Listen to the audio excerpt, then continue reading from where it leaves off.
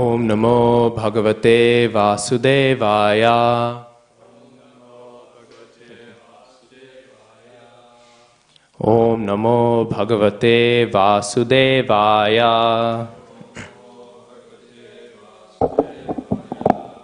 Om Namo Bhagavate Vasudevaya.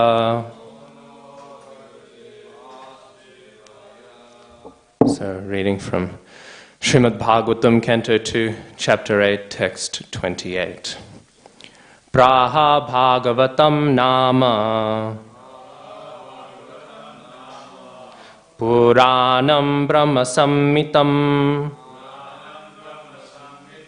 Brahmane Bhagavat Proktam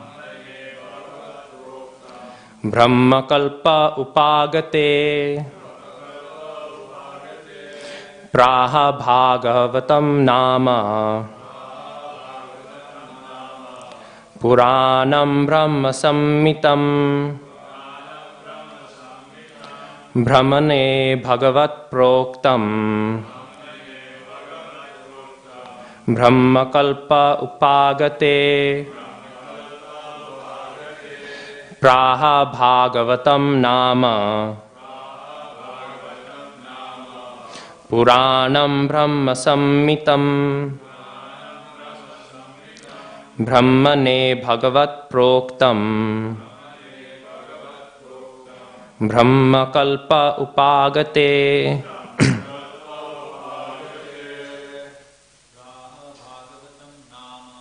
Praha Bhagavatam Nama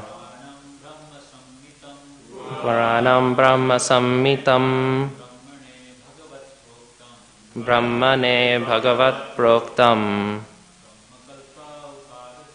Brahmakalpa Upagate. Brahma Bhagavatam Brahma Puranam Brahma Sammitam Brahmane Bhagavat Proktam Brahmakalpa Upagate. Praha Bhagavatam Nama Puranam Brahma Sammitam Brahmane Bhagavat Proktam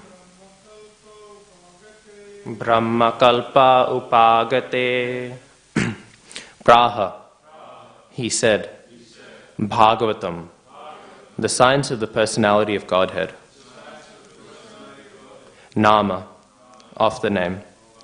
Puranam, the supplement of the Vedas. Brahma Sammitam, just in pursuance of the Vedas. Brahmane, unto Lord Brahma. Bhagavat Proktam, was spoken by the personality of Godhead. Brahma Kalpe, the millennium in which Brahma was first generated. Upagate, just in the beginning. Translation. He began to reply to the inquiries of Maharaj Parikshit by saying that the science of the personality of Godhead was spoken first by the Lord himself to Brahma when he was first born. Srimad Bhagavatam is a supplementary Vedic literature, and it is just in pursuance of the Vedas. Purport. Srimad Bhagavatam is the science of the personality of Godhead. The impersonalist always tries to misrepresent the personal feature of the Lord, not knowing the science of this great knowledge. And Srimad Bhagavatam is in pursuance of the Vedas and scientific knowledge of the personality of Godhead. To learn this science, one should take shelter of the representative of Sri Shukadev and follow in the footsteps of Maharaj Parikshit without foolishly attempting to interpret, thereby committing a great offense at the feet of the Lord. The dangerous ways of interpretations by the non-devotee class of men have played havoc in understanding the Srimad Bhagavatam, and the careful student should be always alert in this matter if he at all wants to learn the science of Godhead. And again, the translation. He began to reply to the inquiries of Maharaj Parikshit by saying that the science of the personality of Godhead was spoken first by the Lord himself to Brahma when he was first born. Srimad Bhagavatam is a supplementary Vedic literature, and it is just in pursuance of the Vedas. Translation and purport by His Divine Grace A.C. Bhaktivedanta Swami Srila Prabhupada Ki Jai. Om Jnanatimirandhasya Jnananjana Shalakaya Chakshurunmilitam Yena Tasmai Shri Gurave Namaha Shri Chaitanya Manobhishtam Sthapitam Yena Bhutale Swayam Rupa Kadamahyam Dadati Svapadantikam Vandeham Shri Guru Shri Yuta Padakamalam Shri Gurun Vaishnavamscha Shri Rupam Sagrajatam Sahagana Raghunathanvitam Tam Sajivam Sadvaitam Savadhutam Parijana Sahitam Krishna Chaitanya Devam Shri Radha Krishna Padan Sahagana Lalita Shri Vishakhanvitamscha He Krishna Karuna Sindho Dinabandho Jagatpate Gopesha Gopika Kanta Radha Kanta Namostute Tapta Kanchana Gaurangi Radhe Vrindavaneshwari Vrishabhanu Sute Devi Pranamami Hari Priye Namo Mahavadanyaya Krishna Prema Pradayate Krishnaya Krishna Chaitanya Namne Gauratushe Namaha Vanchakalpatarubhyascha Kripa Sindhubhya eva cha Patitanam Pavanebhyo Vaishnavebhyo Namo Namaha Jaya Shri Krishna Chaitanya Prabhu Nityananda Shri Advaita Gadadhara Shri Vasadi Gaura Bhakta Vrinda Hare Krishna Krishna Krishna Hare Hare Hare Rama Rama Rama Hare Hare. So, welcome to Srimad Bhagavatam class. This is a famous shlok. It's a very sweet one as well, because of course the Bhagavatam is the heart of all of spiritual knowledge. So the glorifications of the Bhagavatam, especially spoken by the Bhagavatam itself, are very sweet. Practically every other literature in the Vedic corpus is coming out. It's almost like the flower bed. And all of the other literatures, if it's the Goswami Granthas, or even other Shastras after the date of the Goswamis, like Chaitanya Charitamrita or the writings of Bhaktivinoda Thakur, they're like flowers that have come out of the flower bed of Srimad Bhagavatam. And Bhagavatam is the beginning and the end of Vedic knowledge, so to speak. So it's very nice to hear glorification of it. What's not nice to hear are impersonalists and others wrangling some sort of interpretations and all sorts of nonsense and rascaldom out of the Bhagavatam. There's so many famous, unfortunately famous commentators who will speak maybe on Bhagavatam, even if they have not understood it. We all know, again, unfortunately, we know Vivekananda, Ramakrishna, like this. They are rather famous for their preaching of Vedic knowledge. But actually, it's really interesting. His Holiness Bhakti Vikas Swami Maharaj, he was speaking to one of the Shankaracharyas, I think the Shankaracharya of Dwarka. So the great successor to Shankaracharya himself, who's come down in the parampara, so to speak, of the Shankaracharya mutts. And so, as we know, there's four, one in each direction. There's one for each sort of quarter of India. So the one in Dwarka, so he was speaking, and Bhakti Vikas Maharaj, he said, well, you know, Vivekananda, he says this, doesn't he? And the Shankaracharya, he laughed. And he said, what does Vivekananda know of the Vedas? He laughed and he said, Vivekananda had no education in Vedic knowledge. Even from the point of view of the orthodox, within the realm of the Mayavads, the bona fide Mayavads, if we will. Even within that realm, people like Vivekananda, Sai Baba, all of these proponents of Vedic understanding, they're all sort of rejected because they do not have the actual necessary education. Ramakrishna himself was not very well educated in the Vedic texts, let alone the Vedic understanding. He was, if you hear about his life, it's sort of this hodgepodge of whatever he wanted to do each day. There was no real substantial point where he sat down and learned Bhagavatam. Forget about from a valid source. And yet, These are the personalities who've been accepted as the great authorities now on the Vedic knowledge. If you are Jayapataka Swami, there's a pastime once he was in Bengal, and he was giving a class, and constantly people were saying, Vivekananda this, Vivekananda that. And at one point, Maharaj sort of had enough, and then he sort of just let loose. And he just said, why are you quoting Vivekananda? And then he was quoting constantly, like Gauranga Prabhu. Sometimes if you hear Gauranga Prabhu's classes, he goes on like a train of shloks, constantly going. So Jayapataka Maharaj did something like that, constantly refuting the Mayavad conception. And then suddenly, there was so much tension. Actually, I was hearing the story from a brahmachari disciple of His Holiness Jayapataka Maharaj. And he said, you know, there's the tension in the air, like that tension preceding a riot or something. Because in Bengal, if you were to question Vivekananda, you're better off questioning Krishna. Actually, you can easily get away with questioning Krishna in Bengal. But if you question Vivekananda or someone like that, then that's big trouble. But anyways, some people then came from the crowd and they appeased the crowd. They said, well, he's spoken such nice katha, let's just leave it at that. Let's pretend he didn't say that.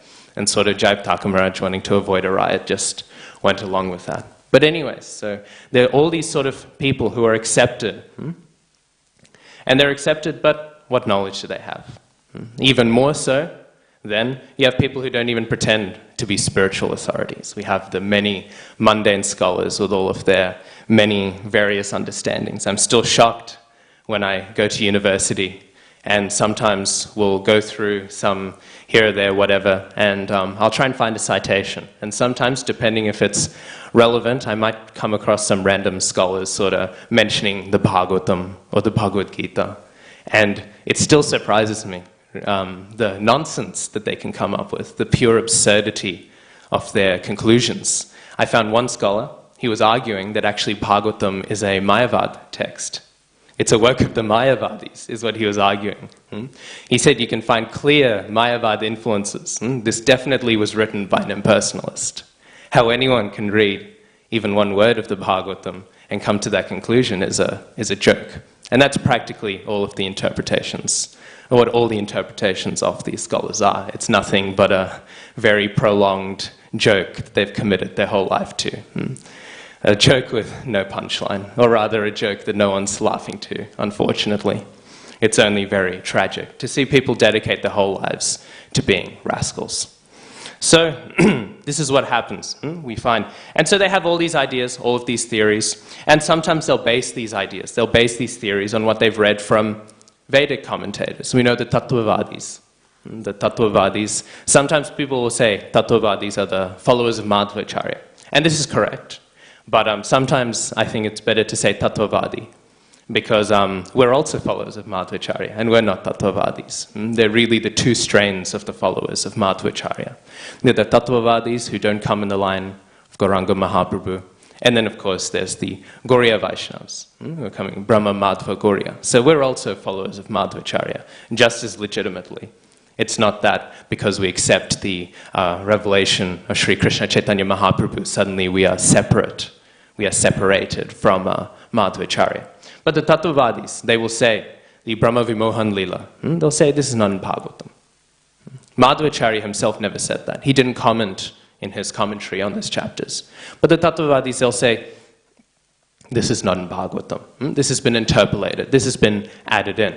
Which is then something scholars jump on, because they say, aha, even their experts are saying these chapters are interpolated. Actually, their argument doesn't have much strength. There's a very strong reason why. It's because our sampradaya, as I said, is the Brahma Madhva sampradaya. So they find it a little embarrassing that Brahma would be bewildered. They do not have the full understanding of Yoga Maya and the pastimes of the Lord, in order to understand how a great personality can be engaged in such pastimes. But the Tattvavadis say do not have this understanding.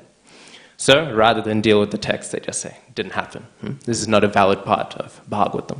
And they'll quote here and there some points, but none of their points are too strong. The main quote they like to quote is Sridhar Swami. Because Sridhar Swami seems to say there are 332 chapters in Bhagavatam. And they say, oh, but in the Gauriya Vaishnava accounts, there's 335. So those 3 extra chapters are the chapters involving the Brahma Vimohan Lila. So they'll say like this. There's also extra issues, because the Tattvavadis they don't believe like we do, that every jiva can go back home, back to Godhead. They believe there's the three types of jivas. There's ones which are perpetually doomed to be in hell. They're the ones which are perpetually doomed to be here. And then there's the ones that go back. And the ones that go back are them. And that's their idea. So the idea of Krishna liberating demons, of course, we know, merging into his body, like this doesn't look so good. In fact, they'll say that Putana went to hell. This is what they will argue. But there's very clear pramana in Aghasur pastime to justify that the demons were liberated. So it works even conveniently that chapter goes as well as it being the build-up to Brahma Vimohan Leela. But this whole thing is refuted because, again, sounds convincing. 332 chapters, that's exactly the right amount. But the whole argument falls apart because Sridhar Swami actually commented on those chapters. So again, it's a really cool argument until you think about it, and then it sort of falls apart. And actually, because of this, most people who translate Sridhar Swami's comments, they'll translate it as 335. Because actually they find some nuance in the Sanskrit that actually this even though it seems to say 332, it also could be saying 335. And seeing as Sridhar Swami commented on those chapters, it's highly unlikely. Furthermore, it just doesn't make any sense in the internal consistency of the Bhagavatam.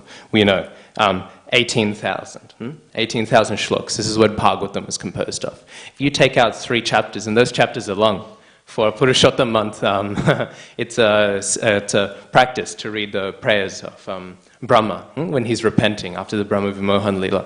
And so I tried. I nearly got every day, but some days I wasn't able to complete. But while trying, I thought, well, this isn't exactly a short chapter. It's no chapter 12 of the Bhagavad Gita. It's a solid chapter.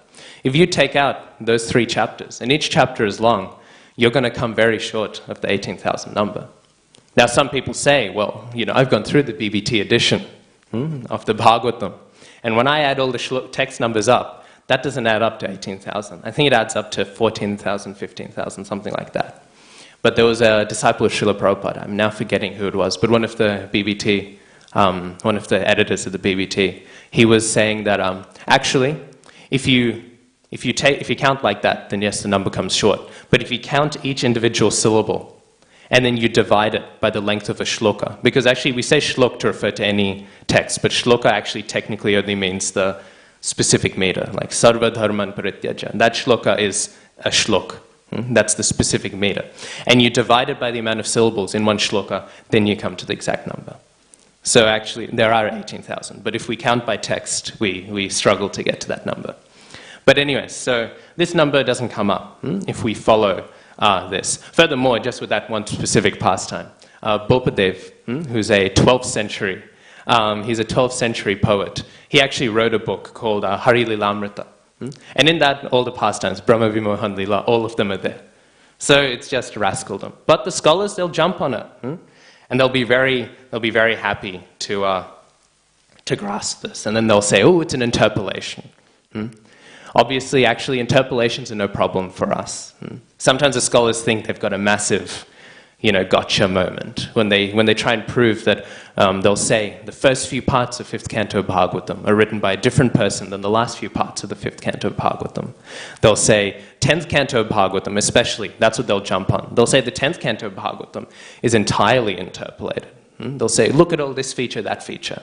And the main feature that they can call to is it just seems to be spoken or written by a completely different person. The linguistic features like this and that. Whatever blasphemous sort of method they have of approaching the Bhagavatam. But even if we were to accept, even if we were to meet them at that point, this wouldn't be an issue. Because even Sanatana Goswami, when commenting on another Purana, he said, this Purana is likely interpolated. We cannot, so we can accept that this one has been interpolated. He did this as a means to say this Pramana that this other person has quoted is not strong. A bit like the Bhavishya Purana. Sometimes people like to quote the Bhavishya Purana. Bhavishya literally just means what will happen in the future. Ishya is the ending for the future. And Bhav just means what exists. Bhav. So the Bhavishya Purana is sometimes quoted, but this text is likely heavily interpolated by the British. Because the only manuscript we have left is is, well, found in a British museum, and it mentions Queen Victoria as a great queen who's going to appear. So, which doesn't mean that the original, I think it's pretty obvious, and Jesus is mentioned as well, this great person Jesus, who you should all surrender to, and Queen Victoria, who will be a great Rani overall. So, but that doesn't mean Bhavishya Purana. Srila Prabhupada, in a morning walk, he said, Bhavishya Purana is a bona fide Shastra. But Prabhupada didn't necessarily mean this interpolated Bhavishya Purana. He meant the original. So Sanatana Goswami makes a similar argument. So interpolation, it's not that we believe the Shastras cannot be interpolated. But Bhagavatam we cannot accept as interpolated in that sense. But in another sense, we do. And Bhagavatam itself says so. We know originally it was spoken to Brahma. Then it was spoken by Brahma to Narad. And then from Narad to Vyasadeva. And then from Vyasadeva to Shukdev. And then Shukdev to Parikshit, and then of course Sutta they've heard. So there's all these different recensions, there's all these different processes by which Bhagavatam is being spoken again and again and again and again. And even in the opening, texts, in the preliminary sort of Mangalacharan of the Bhagavatam, it said that this Bhagavatam is made ever so more sweet by being spoken by Shukdev. And we know furthermore that Vyasadeva, he wrote Bhagavatam before Narad Muni appeared to him. He had already written a Bhagavatam, but then he revised it to add in some rasa. And then Shukadeva, it's understood, added some more rasa. So when they think they've got this massive gotcha moment, when they say there seems to be different speakers here, well, that's just exactly what the Bhagavatam is. It's been spoken, and it's been expanded in a sense. Expanded because, of course, it started with 4 shlokas, and then we end up with 18,000. There's going to be some additions in there, bona fide additions, and then, of course, at the point of Shukadev, we've said, okay, this is the complete text now. But to then say, oh, here there is evidence of an interpolation here and interpolation there are interpolations, but they are bona fide interpolations, and they're interpolations that the text is open about. So what the scholars are pointing at is they're just confirming the Bhagavatam's own narrative of how it came to be. But then, so these scholars, they have all of these nonsense ideas. But what is the proper way then? We hear here in this purport the necessity of hearing Bhagavatam from the authoritative sources. If we do not hear Bhagavatam from the authoritative sources, then, well, there'll be a great problem. Srila Prabhupada, he was giving a class in 1975, I think. And it was amazing. I think it proves that Srila Prabhupada is Trikalagya, that he was aware of many, many things. Because in it he was saying, there are many people who may come up because of having bad experiences. They will say, there is no need for the guru. I will just sit down and I will read the books. I do not need the personal guru to instruct me. Srila Prabhupada said, predicting, of course, we know there are people who say this now. But at the time, who was there to have a bad experience? Srila Prabhupada was a spiritual master. No one was there to have a bad experience with any spiritual master. So clearly Srila Prabhupada had some insight into the nature of the people surrounding him. And so he said, people will say like this, and they'll read Bhagavad Gita 1,000 times maybe, but they will not understand it, because this is needed. The guru is always needed. Srila Bhaktisiddhanta Saraswati Thakur, he wrote a just recently after the passing into the Nitya Leela of Bhaktivinoda Thakur, he wrote, commemorating Bhaktivinoda Thakur's life, he wrote an essay called Thakur Bhaktivinoda. And he opens it by saying, there are many people now who are saying, because they have memorized, and they have memorized, virtually every syllable that has been written by Bhaktivinoda Thakur, they're thinking they have any understanding of Bhaktivinoda Thakur's works. But he's saying, without surrendering to a spiritual master, without surrendering to the guru, who can open up Bhaktivinoda Thakur's works, they do not even understand a single particle of dust that is found on the cover of one of his books, let alone a single syllable inside it. So the guru is very important. And in turn, rejection of the guru then is very severe. Because it's something that happened, especially with these sort of academic propagandas that were spread around. And not just academic propagandas, all sorts of other elements. There was one disciple of Srila Prabhupada who left Srila Prabhupada to get initiated by Radhakund Babaji. Under their propaganda, he left. And Srila Prabhupada has a very heavy letter where he tells the GBC, do not even look at him, he has become a demon. very heavily, but he's making the point clear. This is the danger of Guru Tyag. And now, this personality, he is now an academic. So he's now in academia.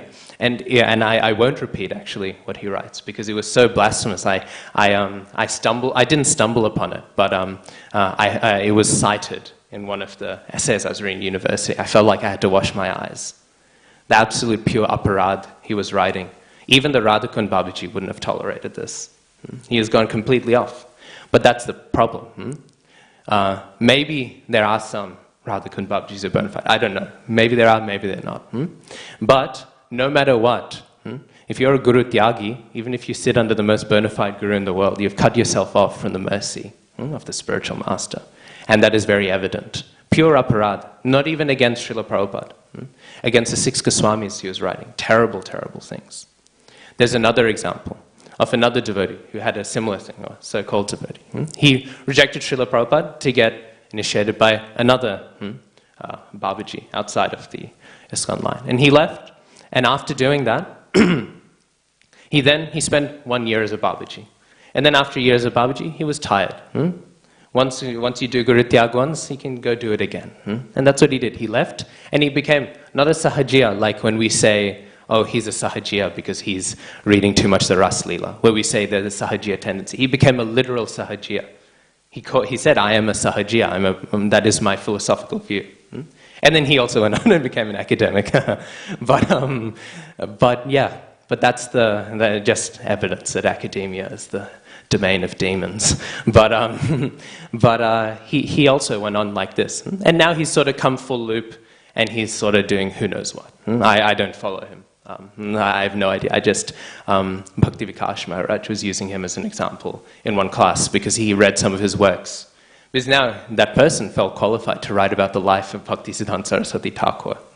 So this is the person who's informing the academic world and their understanding of Srila Bhaktisiddhanta Saraswati Thakur.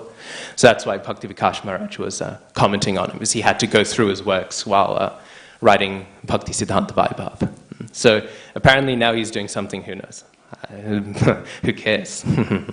Better just to use his life as an example and then keep distance. So Guru Tyag is very serious, it's very severe. And we know also in Shastras there's so many examples. But so we find from these examples that Guru Tyag is essentially spiritual suicide. But many people, they will reject the idea of having the personal guru altogether. They will reject it, and in a sense this is Guru Tyag as well. And many people, sometimes they'll have this idea, I do not need Guru so much, I can just chant. Even I was doing the disciples course in Mayapur, and the person next to me, he said, oh, they're saying we need a Guru, but do we really? I can just chant. I thought, you're in the ISKCON disciples course. We're on the 3rd day, we're not even in the 1st day. How are you still saying this? But anyways, he was telling me this. I thought, okay, Haribol Prabhu, thank you for your realizations. So, yeah, but he was saying like this, they'll have this idea. But practically speaking, it would be better to just not think and chant than to start thinking and think up such ideas and chant. Because now his chanting, which maybe could have been Nama Bhas before, is now purely Nama Parad. This is Gurur, and this is two, possibly even 3 Nama Parads.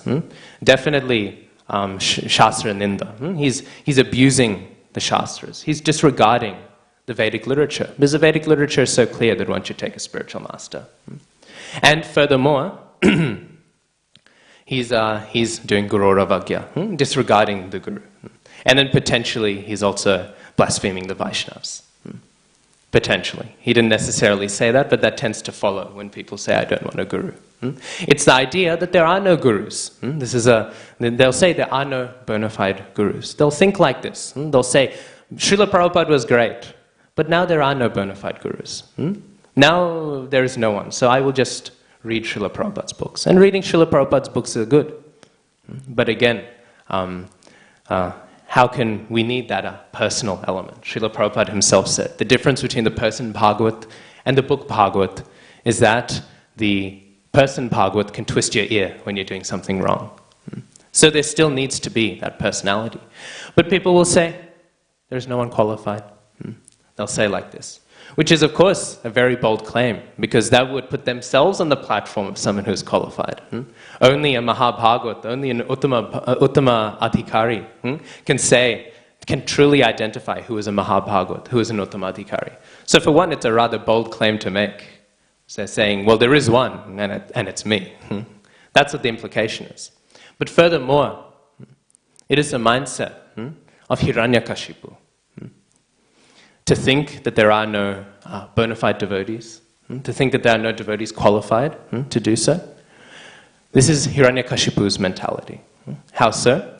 Because Hiranyakashipu, when he was doing his pastimes, when he was there was Prahlad Maharaj. What did he say? He said, "Your Supreme Lord is everywhere." He's not everywhere. Is he in this pillar? We all know, such a sweet, famous pastime. But his contention was what? His contention was that surely the Supreme Lord everywhere? This is nonsense, rascaldom. But the Supreme Lord is everywhere. But what do we know? The Supreme Lord Krishna, he says, without the devotees, without my pure devotees, even I cannot exist. Krishna says this, I need my pure devotees to exist. So wherever Krishna is, there must be pure devotees. And if Krishna is everywhere, the pure devotees must be at least available everywhere. Yes, it's true, of course, some Mahatma Sudurlabha, that they are rare, but that doesn't mean they are accessible. His Grace Madhavananda Prabhu always makes this point. If you're sincere, Krishna is everywhere. He can provide for you, the pure devotee. If you say there is no pure devotee, then you are doing Hiranyakashipu's mentality. You are saying Krishna is not everywhere in order to provide for me a pure devotee to guide me in my spiritual life. But Krishna is everywhere. He said actually the scarcity isn't in pure devotees. Even though we will stress the bona fide guru is very rare, we'll stress that in order to make people aware that there are many unbona fide gurus. But the availability of the bona fide guru is almost instantaneous. The rarity is in the bona fide disciples. This is a point Madhavananda Prabhu will often make. The rarity is in the bona fide disciple who will be eligible to receive the bona fide guru. But how many great sadhus are there? So Madhavananda Prabhu, he always appeals to the fact that Krishna is there in the form of the deity. Krishna will not appear if there are no devotees. So there must be a pure devotee at one point who is then there to bring Krishna into the deity, and then to make the deity Krishna. The holy name is being sung. In order for Krishna to be given in the form of the holy name, the pure devotee must have given it. And the holy name is being sung all over the world, so pure devotee must be available. A pure devotee must be available all around the world. But the reason why there is a struggle is people are not, as was mentioned here, there should be the careful student. One should become a student. It is not enough that one should hear from the bona fide authority. It is not just enough that one should hear from the bona fide guru. In fact, first, one should become a bona fide disciple. We were speaking a while ago about the Garuda Stobha, how Mahaprabhu, he would watch from outside. He would have darshan from outside the Jagannath Mandir, near Garuda. And Srila Bhaktisiddhanta Saraswati Thakur, he instructed his disciples that you must do the same. Why? Because you have not come here to see Jagannath. You've come here for Jagannath to see you. And why would Jagannath want to look at you? Why would Jagannath want to look at people who are just obsessed with Maya and sense gratification? So stand next to Garuda, because Garuda is such a great devotee of the Lord. Jagannath will want to look at Garuda. And if you are fortunate, by glancing at Garuda, Jagannath might see you in the corner of his eye, and then your whole visit here will be successful. Well, who is the spiritual master? The spiritual master is in one sense the Supreme Personality of God. Now I need to clarify that before I get kicked out of the Vyasa-san. He is we treat the spiritual master like the Supreme Personality of God. Obviously he's not, but we know, so like he is the ambassador of the supreme domain. And so in this way, so many people, especially I find among ISKCON youth, because they hear it, but maybe they hear about it, they unfortunately don't often study it, but they hear it, that one should accept a spiritual master. And so, with the attitude of the seer, they'll look around, and they'll see all of these, again, I find sometimes they're sort of, if you grow up in ISKCON, you're almost desensitized to sadhus. You sort of forget the elevated position that they're in. And so they'll see many sadhus, and many other people will also see as well. And they'll think, oh, I like him, I like this, I like that. And they'll sort of pick and choose. They'll nitpick sort of features. As if they're the seer. I'm the one who's meant to see the bona fide source. I'm the one who will see the spiritual master, I'll assess him. And if I like him enough, then I'll choose him. If he's to my picking, if he completes my life enough, then I will choose the spiritual master. Often I hear, sometimes I'll hear, there's a discussion now among, some of the youth will say, you know, I want to get initiated, which is a great desire to have, to take one's life, spiritual life seriously, to go under the shelter of a spiritual master. And I'll sort of say, well then, you know, how you think of doing that? And they'll say, oh, I'm attracted to so-and-so, so-and-so, and they'll mention bona fide Vaishnavas. I mean, who am I to say who is or isn't? By all means, great devotees, they'll mention. But they'll say, I really like him because he's nice to animals. Or they'll say, I really like him because his jokes are funny. Or they'll say, I really like him because he's really cool. This is the criteria that they'll say. And they'll sort of nitpick apart. These are the features that I like. Because they are, again, they're trying to be the seer. They're trying to see. And what are they seeing from? They're seeing from the material perspective, which of course is everyone's perspective, until they advance deeply enough into spiritual life. But seeing from this perspective, they nitpick from this material perspective, and they find all the things they like in material nature, and they say, I want that in the spiritual master. And with that approach, they don't approach correctly, because they're not thinking that actually, with sincerity in my heart, I should seek the spiritual master, but I should seek that he will see me. And seeing me, he will give his mercy unto me. Because the spiritual master is a representative of Krishna. The spiritual master, in many ways, we treat like Krishna. And in this way as well, we should not desire to see the spiritual master, to see him, to identify. Ooh, I like this thing, I like that thing. Hope that the Sadguru, the actual Sadguru, the actual Sadguru would see us. That is the attitude to be had. This is one of the defining elements of the true disciple. And if one has such an attitude, His Grace Indra Prabhu says, one should be having their pillow soaked with tears every night, thinking, where is Vaishnav Thakur? Where is the pure devotee?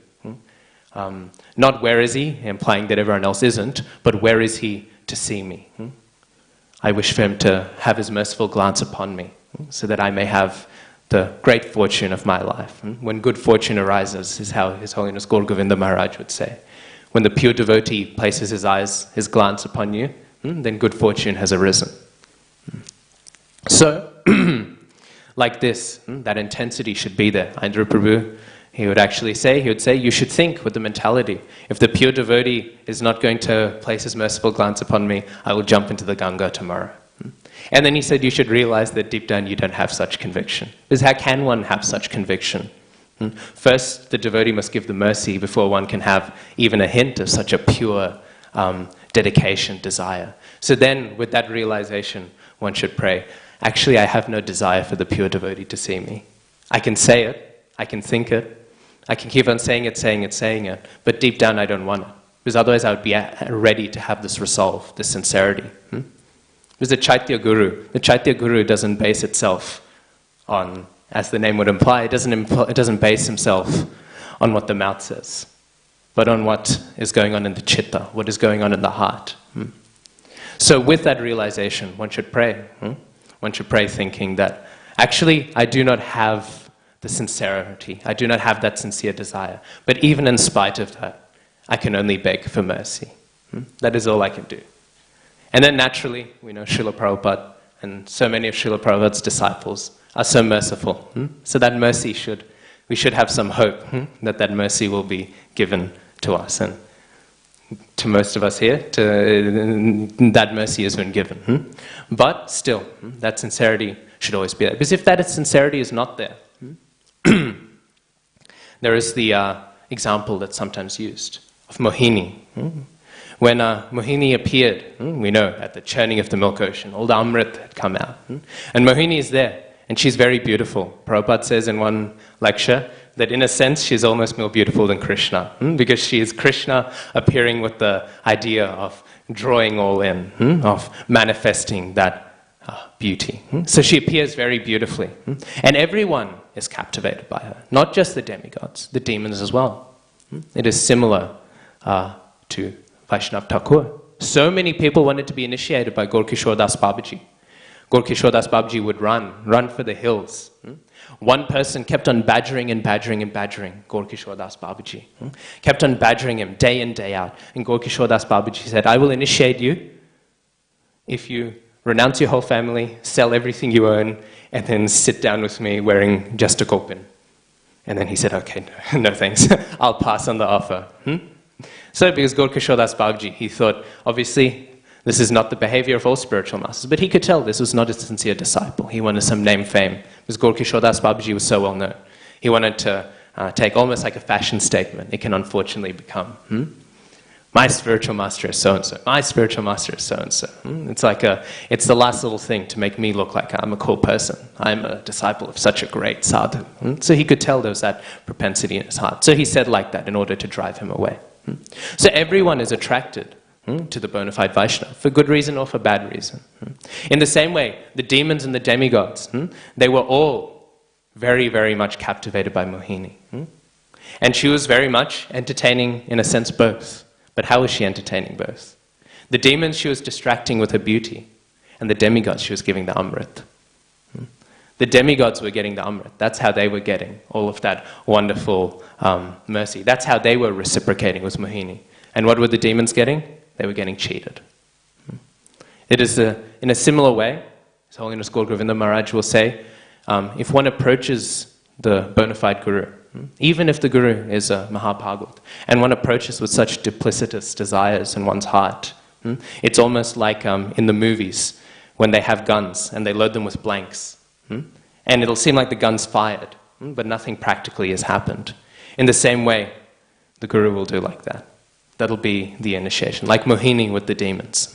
Very captivating, and the demons think, "Wow, we're able to enjoy now. We're very much. It's not that Mohini has come to kill us. Wow, the Supreme Lord's really changed his tune." And they'll think like that, and so they'll think, "Oh, the sadhus before they would chastise me because they could tell what was in my heart, but now the sadhu has accepted me." But actually, the sadhu knows what is in one's heart. Even if they are not omniscient, sometimes contested whether the Mahabhagavad is omniscient, but if they are or if they're not, still, the Guru Tattva is. The principle of the Guru, which is manifesting in them, is. And they're aware of that. So, the blank bullet is shot. And then, what is left? So that is the point, that there must be a sincere desire, because otherwise we cannot tell who is the pure devotee. There was a devotee, a hippie once, not yet a devotee. There was a hippie once in the early days of ISKCON, back when outreach was very, very easy. You hear stories from like the old days, and outreach seemed so. Because of course, not for any material factor, because of the sincerity of all Srila Prabhupada's disciples. Sometimes people will say, oh, it's because of this reason, it's because of that reason, this material factor, that material factor. Actually, it's because how much radical surrender each and every one of Srila Prabhupada's disciples had for Srila Prabhupada. That's what gave the potency for the outreach to be so effective. People like to say, oh, it was the hippie era, it was this era, it was that era. People were more open to Eastern philosophy. Actually, there were Gauriya Vaishnavas who had preached with Vivekananda at the World Congress of Religions, or whatever it's called, the thing which made Vivekananda famous. He spoke there. There were also Gauriya Vaishnavas who spoke there. Many people don't know there was some Gauriya Vaishnavas who spoke there. I don't think disciples of Bhaktisiddhanta Saraswati Thakur, but they were still speaking, at the very least, the philosophy of Mahaprabhu. But they didn't start ISKCON. So the sincerity of Srila Prabhupada's disciples is what allowed all that outreach to happen. So then, So then one of these hippies who was turning up to the Sunday feast regularly, getting a feed, he would turn up and he would eat. And at one point, honoring so much prasad, the devotees thought, okay, now it's time. Let's get on him. So they went and they talked to him and they said, you're coming so often. You're clearly enjoying this. Would you like to do some service at our temple? And the hippie thought, why not? Why not? I'll do it. So he turned up and he went to the temple. And he was going around. And they said, there was one devotee, and he was having garbage bags. And they said, go ask that devotee. Go ask him. He'll let you know what to do. And the hippie thought, okay, yeah, he seems to be working hard. He knows all the chores. So he went up and he said, Hare Krishna, what can I do? And that devotee said, oh, you can go to the kitchen there. And then he said, okay, very good. And he said, just trying to get to know the devotees. He said, oh, so what do you do here? And he said, oh, I'm the garbage man. So then he went and checked out the garbage. And then a while later, this hippie, he is now getting ready to shave up and join. And before joining, he had to go to the temple president's room. And he went to the temple's president's room in order to, I can't actually remember why, there was something that needed to be done before moving into the temple. And there, sitting in the seat in the temple president's room, was the garbage man. And then he said, okay, that's a bit of a surprise. He was rather shocked.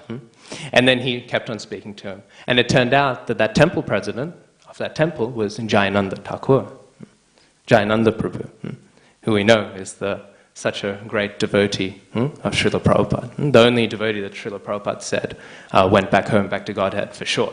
Obviously, many others did, but he was the only one who Srila Prabhupada confirmed. He has gone back home, back to Godhead. So for sure, a great devotee.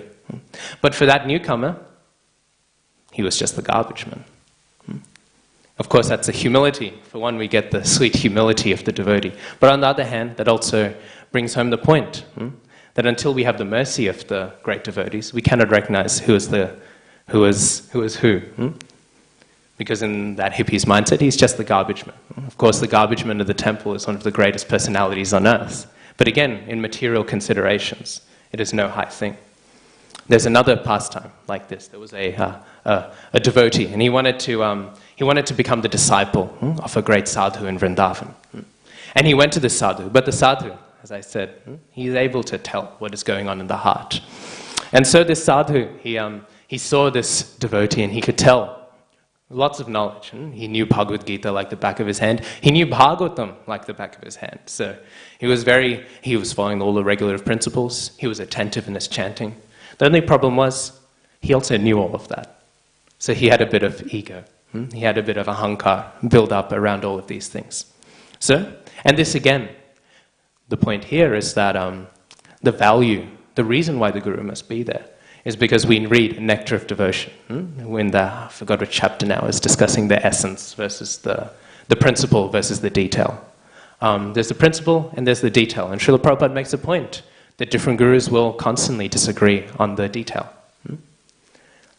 And sometimes it might seem confusing why, but the obvious reason is because each detail is there to facilitate time, place, and circumstance. Obviously there's time and place. There's also circumstance of the particular needs of the individual devotee.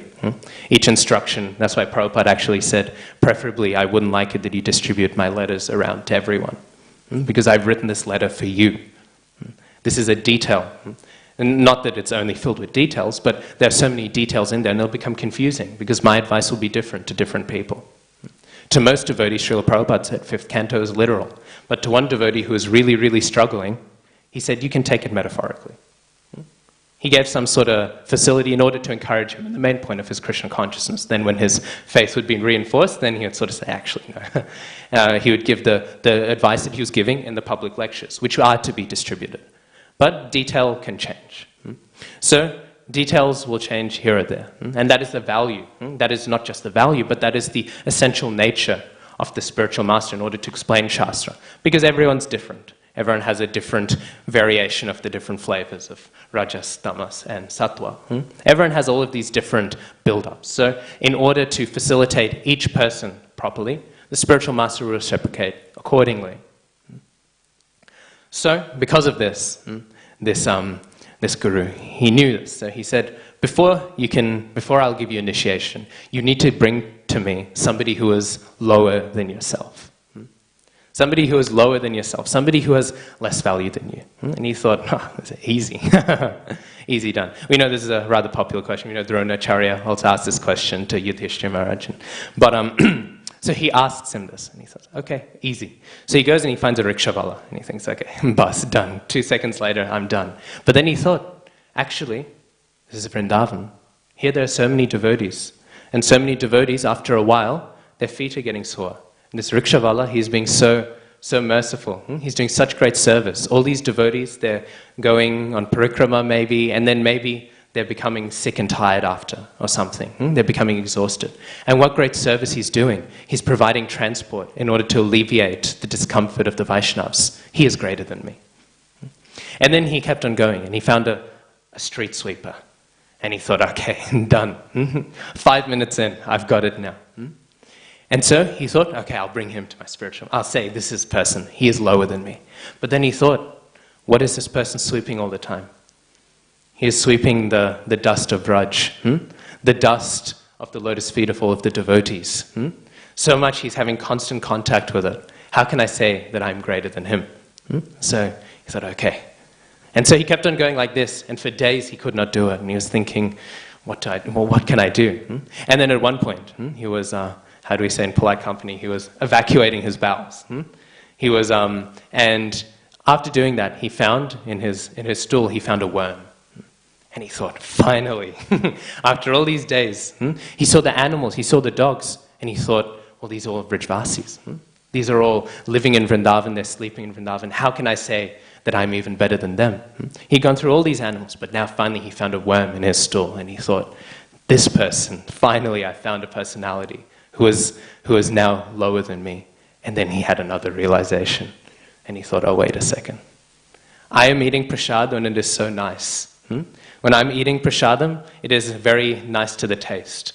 But here this worm is so humble, after it has been digested and become this very revolting form, to my eyes, he is still able to honor that.